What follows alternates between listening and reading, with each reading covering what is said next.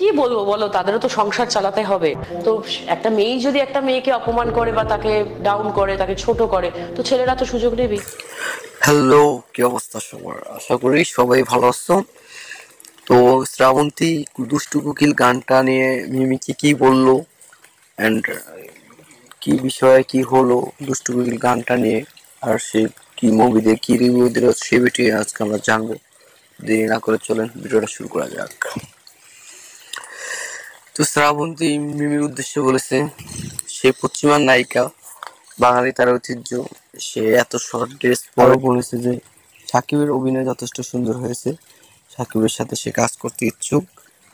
সেই অনেক কথা টথা বলেছে তার ইন্টারভিউতে। অ্যান্ড দুষ্টু কোকিল গানটার আসলেই আপনাদের বাঙালি ছবিটা কেমন লাগছে, তুফান তুফান কেমন লাগছে আপনার কাছে অবশ্যই কমেন্টে জানাবেন।